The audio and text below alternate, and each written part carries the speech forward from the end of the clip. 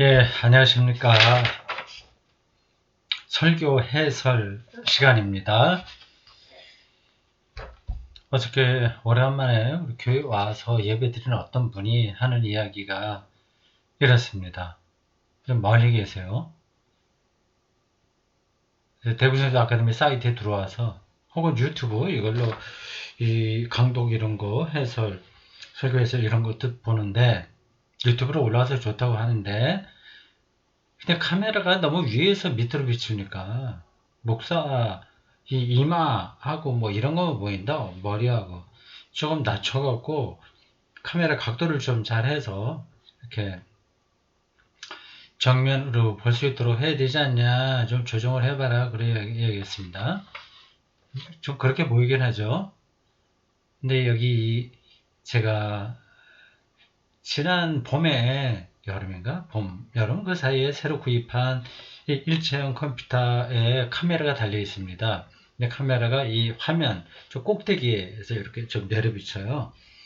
만약에 그 각도를 잘 맞추려면 카메라를 컴퓨터 카메라 따로 사갖고 좀 이 높이를 낮춰서 해야 되는데 그렇게까지 하기는 좀 뭐 제가 음, 에너지가 그까지 남지 않아서 가보겠습니다. 혹시 우연한 기회에 아주 간단하게 그런 거를 해결할 수 있는 경우가 되면 그렇게 해보겠습니다. 그때까지는 좀 이 시각적으로 이제 이마하고 머리만 이렇게 크게 보여서 이해해 주시기 바랍니다. 마태복음 3장 1절에서 12절까지를 본문으로 해서 알곡과 축정이 너무 흔한 제목이었어요. 너무 성경에 나와 있는 그 단어를 그대로 따서 설교 제목으로 했습니다. 이렇게 하면 이제 어떤 설교를 할지 금방 감이 잡히죠. 우리 알곡으로 살자. 축정이는 어떻다 이런 겁니다. 그런 걸 바탕에 두고 뭐 뻔하다고 하더라도 그 의미가 중요한 거는 우리가 생각을 해봐야 됩니다. 당연하다고 해서 그거를 그냥 넘어가고 늘 새로운 거, 산뜻한 거 그렇게만 할 수는 없습니다.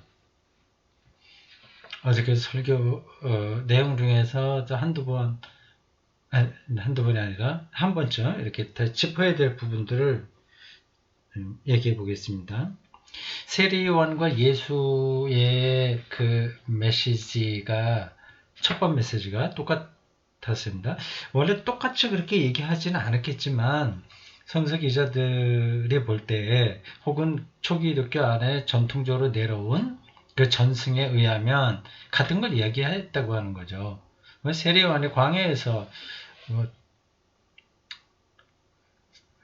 세례를 베풀고 설교할 때 예수하고 똑같은 거, 예수가 세례요한을 따라서 한 거, 아니 뭐 그건 복잡해서 뭐 잘 모르겠습니다. 많은 이야기를 세례요한이 했을 텐데 그것에 그걸 압축하면 회개하라 하나님 나라가 혹은 하늘나라가 가까이 왔답니다.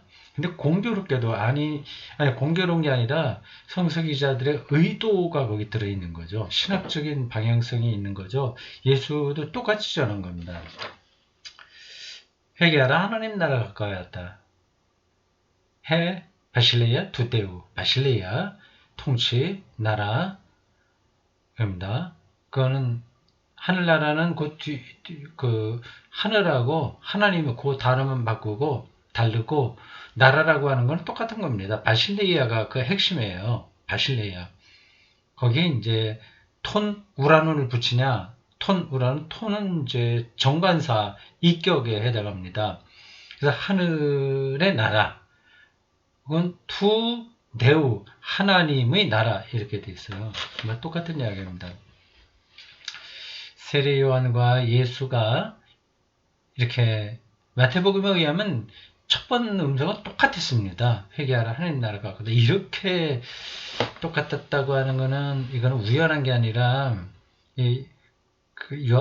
마태복음 기자의 신학적 의도가 있는 거죠. 뭐 그게 뭐냐 하는 거는 또 이야기가 많이 길어지겠는데 핵심적으로 보면 두 가지입니다. 하나는 일단 그 두 양반이 같은 문제의식을 가지고 있었다. 아니면 같은 영적인 방향을 갖고 있었다.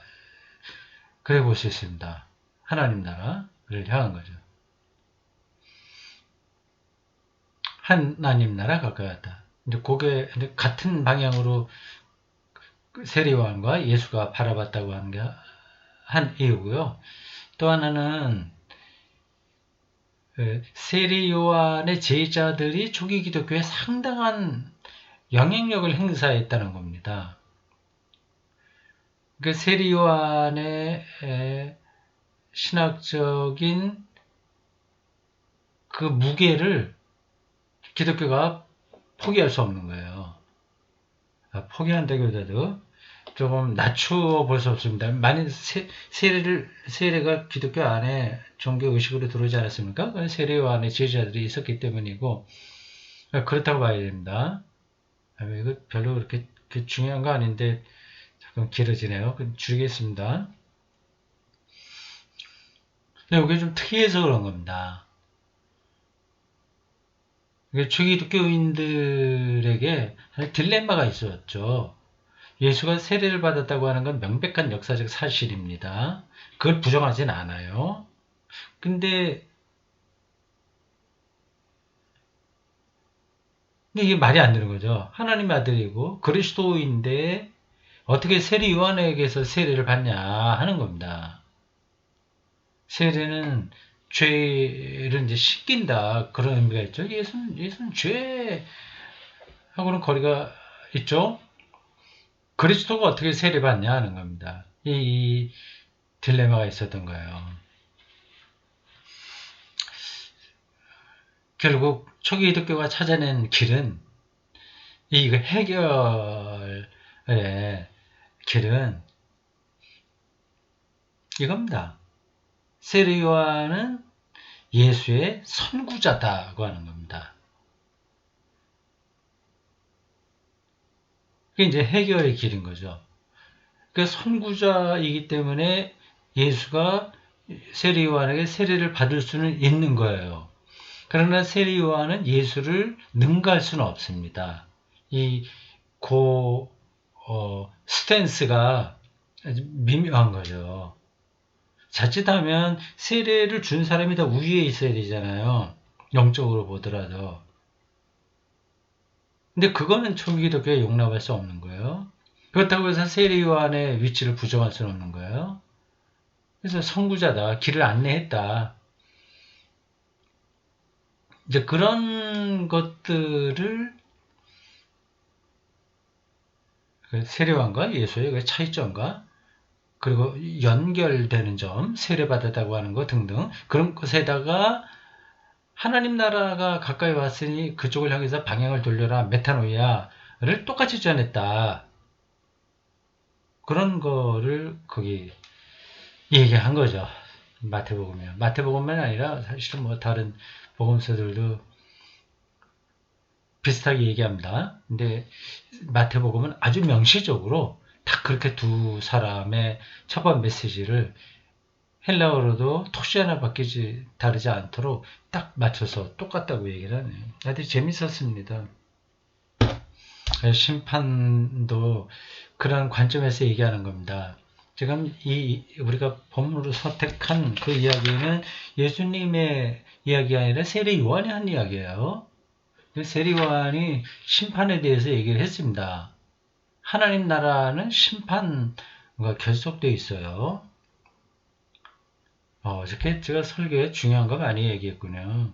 하나님 나라는 뭐 사랑하고 인내하고 뭐 그런 것만 얘기하는데 주로 이제 우리가 그렇게 생각을 하는데 심판이 거기에 들어와 있는 겁니다. 그 심판이라고 하는 게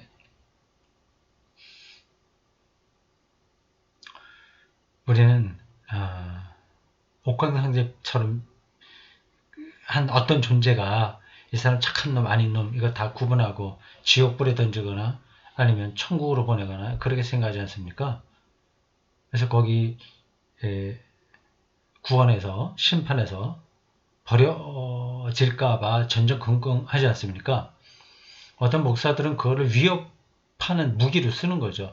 지옥불에 가서 너희들 뭐 구더기가 뭐 그렇게 얘기하는 사람들은 사기꾼입니다. 이건 기본적으로 말이 안 되는 거예요.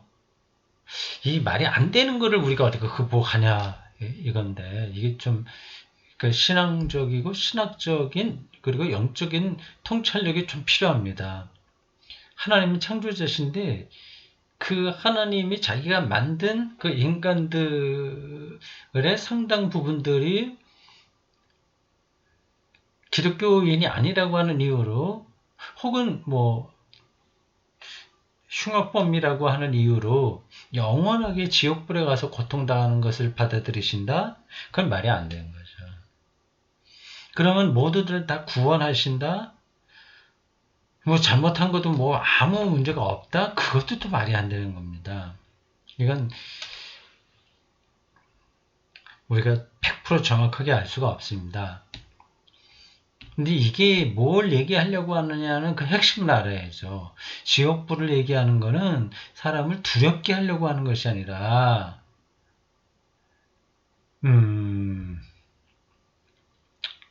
하나님 경험이 얼마나 절대적이냐라는 사실을 말하는 겁니다. 절대적인 것 앞에서는 모든 것은 상대화되는 거예요. 그 상대화되는 것은 조금 낫거나 아니거나 아무 차이가 없습니다.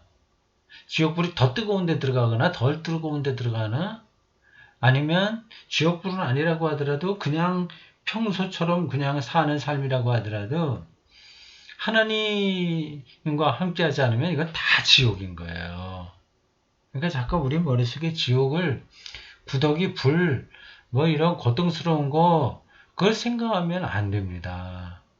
그거는 하나님 본성상 용납이 안 되는 거예요. 그래서 심판이 없다는 얘기가 아니라 이 성경이 말하고 있는 그 심판은 인간을 그러한 고통, 목마름, 뭐 그런 육체적인 고통, 그 우리가 일반적으로 알고 있는 그러한 모습에 그 고통을 주려고 하는 게 아니라 하나님 없음이 얼마나 고통스럽냐, 허무하냐 그런 얘기입니다. 어디 설명이 잘 되나요?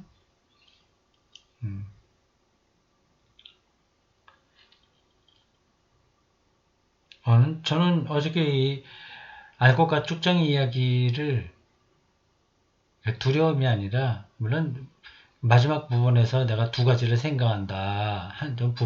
두려움이고 다른 하나는 안도다 얘기했습니다만은 결국은 안도죠. 심판은 저에게 기쁨입니다. 즐거움이고 희망입니다. 내가 어떻게 될까 그런 두려움 걱정하지 않습니다.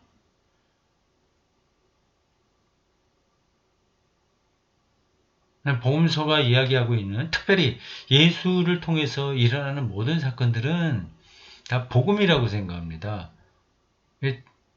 복된 소식인 거죠. 근데 심판도 그러니까 근본적으로는 기쁜 소식입니다.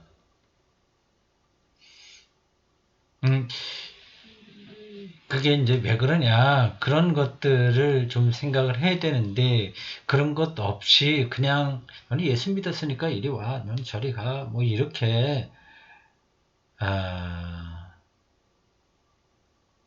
이렇게 재단해버리는 식으로 심판을 생각하면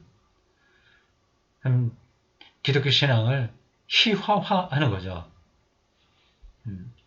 뭐 사람들은 그렇게 희화화하든지 뭐 개그를 하든지 어떻게 하든지 자기들 좋다고 그러면은 다 너희들은 구원받아 뭐 이렇게 얘기하면 다 좋아하니까 뭐 어쩔 수 없긴 합니다. 뭐 심판 표상이 이야기하고 있는 영적인 깊이를 우리가 붙들어야 된다고 아무리 얘기해봐야 잘 안 돼요. 심판에는 불이 꼭 따라다닙니다. 어저께 그 본문에서도 축정이들은 불에 태운다 나왔죠. 제가 그때 설교할 때 좀 잘한 것 같습니다. 그거를 설명을 잘한 것 같아요. 저에게 축정이 같은 모습들이 여전히 남아있지 않습니까? 여러분들 다 마찬가지겠고요. 그러니까 마지막 순간에 저에게 남아있는 축정이와 같은 모습들이 깨끗하게 불에 태워진다는 거 아니겠습니까? 이게 정화된다는 이야기이기도 하죠. 그러니까 얼마나 그게 다행스러운 일이냐. 그런 얘기를 했습니다.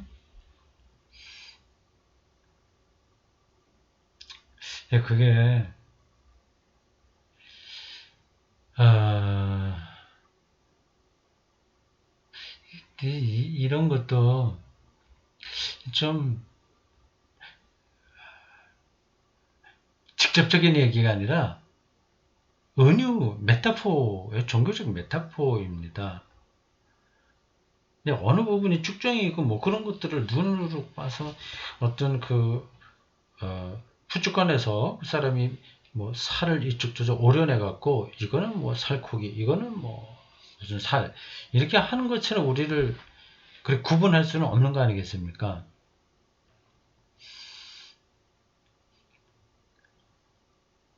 이 축정이가 있다고 하는 것도 이것도 사실은 우리가 그걸 알 수가 없으니까 뭐 어떻다 말하기 좀 힘듭니다. 뭐 거짓말했다, 뭐 했다, 뭐 남에게 해코지했다, 그런 것들을 축정이라고 얘기하기는 좀 그러네요.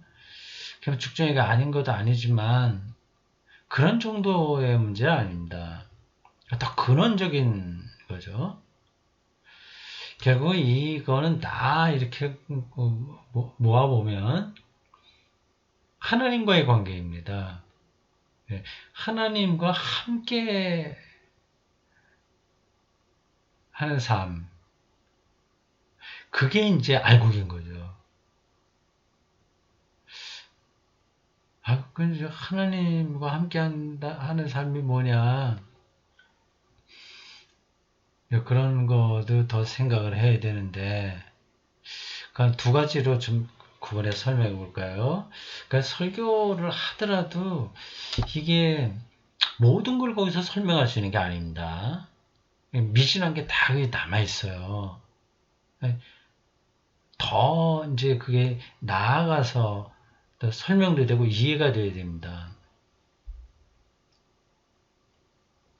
그러니까 하나님과 함께하는 것이 저 알곡이다. 그거예요. 그러니까 하나님과 함께하는 삶이 아닌 것은 다 불태워진다고 하는 겁니다. 우리가 열심히 노력하고 성실하게 살아가고 많이 쌓아놓은 돈, 지식 이런 것도 다 불살라지는 겁니다. 그 자체로는 말이죠. 그래서 신학자들이 평생 동안 이렇게 노력을 하고 맨 나중에 어떤 얘기를 하는지 아시죠? 저희가 한 그 모든 신학 업적이라고 하는 것이 완전히 이거는 뭐 불쏘시개와 같다 그렇게 얘기합니다. 대표적으로 칼바르트도 그런 얘기를 했을 겁니다. 어거스틴도 아마 이 비슷한 얘기는 당연히 했을 겁니다. 그 엄청난 이 2000년 역사, 기독교 역사에서 대가라고 할 수 있는 사람들은 다 그 경지에 올랐습니다. 자기 한 것들이 다 이거는 별로 의미가 없는 거다. 하나님의 빛 앞에서 보니까 이 다른 것들은 빛이 아닌 거예요. 그러니까 다른 사람들은 그거를 뭐 뛰어나다, 뭐 대단하다고 하지만 절대적인 빛 앞에서는 인간의 업적이라고 하는 건 그렇습니다. 여기에 다 불태워지는 겁니다. 도대체 하나님과 함께 하는 삶이 뭐냐? 그게 이제 핵심입니다. 그게 심판의 유일한 기준이고요. 그리고 지금도 이미 그거는 우리의 삶에 들어와 있으니까 이게 심판이 먼 미래만이 아니라 오늘 우리의 삶에 들어와 있다. 그런 설교 중에도 얘기했고 다른 때도 얘기 많이 했습니다. 하나님 나라가 아직은 안 왔고 미래에 일어나겠으나 이미 여기 와 있다고 하는 것 변적법적 긴장하고 비슷한 이야기입니다. 근데 그 관계는 이제 느끼는 사람들이 있고 느끼지 않는 사람이 있습니다. 그 뭐 신학적인 거 말고 죽음만 하더라도 그렇죠. 좀 아직은 미래지 않습니까? 그게 미래인데 이미 여기 들어와 있다고 느끼면서 하는 사람이 있어요. 그냥 마음으로만 그렇게 뭐 문학적인 상상력, 감수성 이런 걸로 난 뭐 지금 죽은 거나 마찬가지야 이렇게 정도가 아니라 아주 실질적으로 그렇게 사는 사람이 있습니다. 그 사람에게는 죽음은 난 아직은 아니지만 already 이미 와 있는 거죠. 그러니까 뭐 100년, 200년이라고 하는 게 금년도 벌써 다 갔네요. 1년도 이렇게 휙 종이 한 장 넘기는 것처럼 가버리는데 그러니까 그걸 동시적인 사건인 겁니다. 이제 이런 이야기가 어떤 사람들에게는 뭐 귀신 신하나 까먹는 이야기처럼 들릴 겁니다.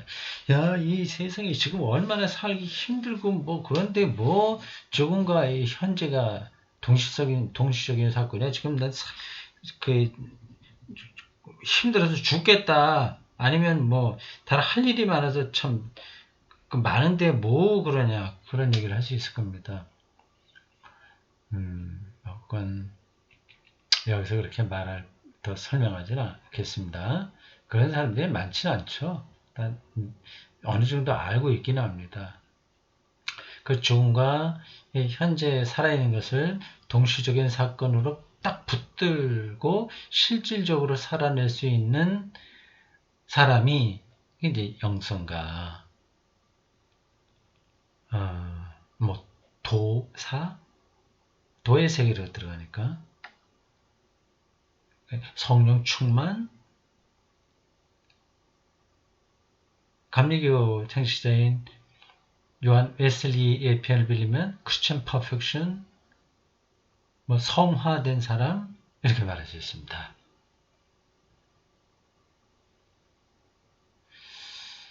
네, 다시요. 하나님과 함께 한다고 하는 게 심판의 문제이기도 하고 오늘의 우리의 삶의 문제이기도 하고 핵심이에요. 근데 그걸 뭐 어떻게 우리가 하나님과 함께 사냐, 일치되냐, 아주 구체적으로 그게 뭐냐 하는데, 그걸 이제 말을 하는데, 두 가지로 제가 말씀드린다고 그랬죠. 이거 막 생각하다가 내가 불현듯 이제 두 가지로 언뜻 생각이 나서 말씀드린 건데, 꼭 두 가지라고만 할 수는 없고, 또 다른 식으로도 얘기할 수 있습니다. 가장 일반적인 것은 기독교 영성,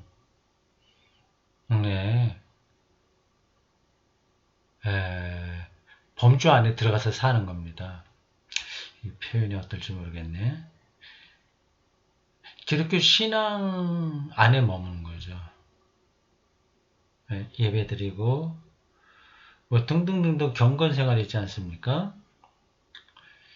그 최소한도로 하나님과 함께하는 구체적인 삶의 태도라고 할 수 있습니다.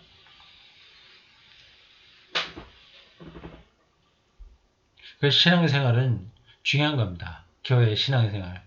뭐 이런저런 뭐 오점도 많고 뭐 실망한 것도 많이 있긴 있겠으나 그래도 구체적인 교회 이거는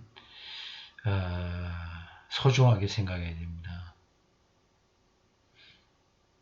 그러니까 소위 말해 가나안 교회 교인 되는 거는 바람직하지 않습니다.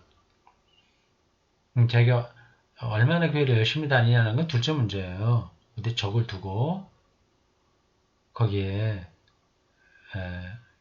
최소한도 일주일에 한 번 예배 참석하고 안 되면 2주에 한 번 한다거나 아니면 한 달에 한 번이라도 그런 오프 모임으로 그 공동체를 꾸려가는 거는 하나님과 일치된다는 점에서 그 관점에서 중요합니다. 그냥 허공에 있는 게 아니라 기독교가 한계도 있고 약점도 있으나 하나님 삼위일체 하나님을 가장 여실하게 드러낸 공동체로서 다른 비교할 대상이 없어요. 그게 하나고요. 그건 하나의 형식적인 거라고 한다면, 아주 실질적인 것으로는 개인이 기독교 영성의 중심으로 깊이 들어가는 경험이 필요합니다. 교회 생활만으로는 이게 충분하지 않습니다. 그러니까 최소한의 필요 조건이에요. 교회 관계 맺는 거는 필요 조건. 근데 충분 조건은 그가 기독교 영성, 스피리추얼리티, 크리스천 스피리추얼리티, 기독교 신앙의 근원, 여기에 들어가는 거죠.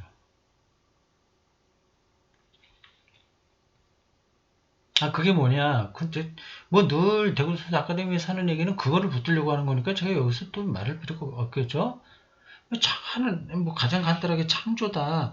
하나님이 창조한 세계, 창조, 그건 지금도 창조가 계속되고 있고 언젠가 완성된다 하는 그런 그 교리죠. 그런 교리의 세계에 깊이 들어가는 겁니다. 그러면 그 일상도 그 창조의 빛에서 경험이 되는 거예요. 작은 사물조차도 이게 하나님의 창조의 손길이라고 하는 것을 아니까 사소한 게 하나도 없습니다. 포도주만 하더라도 이게 뭐 문학가나 시인 뭐 또 다르게 다 얘기를 하고 거의 통하는 이야기는 한데 이게 얼마나 신비롭냐 하는 거예요. 제가 가끔 예로 드는 하이데거가 그 사물, thing 이거를 사중자의 회집이라고 얘기하지 않았습니까? 그게 연관되는 거예요. 내가 처음에 하이데거의 사중자 개념, 물은 사중자의 페어자물롱, 회집이다 이렇게 얘기했을 때 야, 재밌다 표현이 그런 정도로 생각을 했는데 나중엔 그게 얼마나 신앙적으로도 깊이 있는 이야기인지를 더 깨닫게 됐습니다.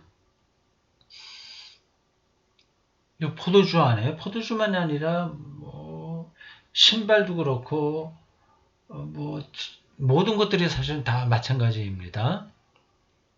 그 네 가지가 뭐라고 그러죠? 그 내가 지금 또 딱 떠오르지 않네. 사중자 네 가지가 모이는 게 그 사물이다 얘기했습니다. 죽을 자, 죽는 자, 거룩한 자. 네 개인데 왜 이러죠? 알았었는데.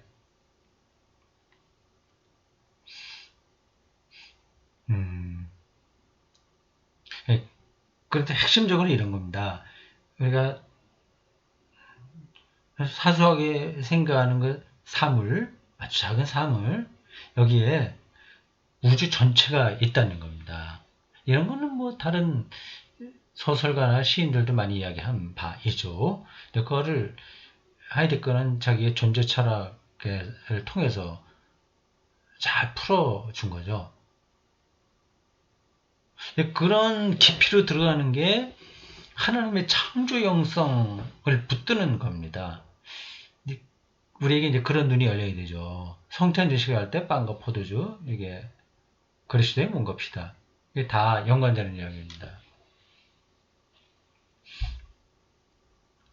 두 가지가 제가 보기에는 우리가 이 땅에서 늘 한계를 안고 살기에 어쩔 수 없는 거를 전제하고 최선으로 하나님과 하나 되는 하나님의 경험이죠. 하나님으로부터의 버림받음이 불이거든요. 지옥 불이거든요. 하나님 없으면 허무거든요. 허무가 이 지옥 불입니다. 근데 허무 세상 재밌는데 이 자본주의 사회에서는 돈만 있으면 이렇게 즐거운 세상이 어디 있다고 그래. 나는 허무 느낄 때도 없어. 신나. 뭐 잘 나가. 이렇게 얘기하는 사람들이 있죠. 거짓말입니다. 그래서 속지 말아야 돼요. 자기가 정말 그렇게 생각하는 사람이라고 한다면 늘 술 취해 있거나 아니면 마약에 취해 있거나 그렇습니다. 그런데 그러니까 뭐 돈에 취해 버리는 거죠. 그렇게 취해 버리지 않는 한 자기가 추구했던 모든 것들이 얼마나 허무하냐는 것을 순간순간 깨닫게 됩니다. 그걸 직면하지 않아요, 사람들은. 그걸 피하려고 더 이제 다른 것에 되는 거죠. 하나님, 교회 다니든 안 다니든 상관없이 그들이 뭐 신이라고 하는 이름을 부르든지 안 부르든지 상관없이 신을 찾게 돼 있습니다. 그 명시적인 이름으로 뭐 예수 하나님 그런 거 아니라고 하더라도 허무한 건 절망한 거죠. 그걸 대수롭지 않게 생각하고, 그래, 인생이 뭐 원래 그런 거지. 뭐 그렇게 나는 살다 그냥 사뿐히 갈 거야. 생각하지만 그러지 않습니다. 사뿐히 못 가요. 그건 자기를 속이는 거죠. 그냥 허무를 벗어날 수가 없습니다. 근데 그러한 우리의 실존 가운데서 최소는 하나님 경험에서 그게 없음이 지옥불인데, 이제 뭐 두 가지 얘기, 교회 범주 이걸 어느 정도냐, 그 결속을 어느 정도 하느냐 하는 건 둘째치고, 어쨌든 이렇게 믿는 사람들끼리의 친교, 코인원의 거룩한 친교, 예배 이런 것들은 중요합니다. 그리고 한 걸음 더 나와서 그 영성 안으로 깊이 들어가는 것. 이 두 가지가 어떤 한 인격체 안에 잘 조화롭고 균형을 맞추면서 더 심화되고 확대되면 그 사람이 이제 알곡이 되는 거죠. 대충 얘기를 했습니다. 그 심판의 기준, 제가 설교 시간에 한번 얘기했나요? 안 했나? 모르겠습니다. 이 기준을 우리가 모릅니다. 이것을 믿었냐 안 믿었냐 하는 것으로 판단되는 게 아니에요. 그 필요 없다는 말이 또 아닌 거예요. 양과 염소 비유해서 보면 내가 왜 양의 자리에 왔는지, 그 왜 내가 염소의 자리에 와서 이렇게 버림받아야 되는지 본인들은 모릅니다. 자, 제가 설교 결론으로 드린 거 기억하시겠죠? 두 가지만 그냥 간략하게 정리만 하고 마치겠습니다. 시간 많이 갔네요. 하나는 심판은 이미 시작됐다. 앞에서 한 이야기입니다. 그거를 예민한 사람은 보는데 잘 안 보는 사람이 많아요. 심판은 이미 시작됐다. 마치 죽음이 이미 여기에 그림자처럼 우리를 따라다니는 것과 마찬가지다. 여기에 알곡인 사람이 알곡으로 삶을 경험하는 사람이 있고 쭉정이로 경험하는 사람이 있는 겁니다. 근데 이런 것들을 어렴풋하게는 다 생각하고 있을 겁니다. 그러나 막상 그거를 딱 붙들고 가보려고 하니 잘 안 되는 거죠. 본인은 혼자 힘으로 잘 안 될 겁니다. 또 하나는 우리의 심판주가 예수 그리스도라고 하는 사실을 꼭 기억하자 말씀드렸습니다. 우리를 재판할 사람은 세상에 인간으로서는 없습니다. 어떤 이데올로기, 어떤 제도, 어떤 교양, 어떤 풍습, 어떤 도덕 규범 이런 것들이 우리를 재판하지 못합니다. 예수 그리스도 십자가 지었고 부활의 실체가 되신 예수 그리스도가 심판주라고 하는 게 얼마나 다행스러운 일인지, 얼마나 희망에 찬 이야기인지 모르겠습니다. 예수에게 더 가까이 가보십시오. 네, 여기까지입니다.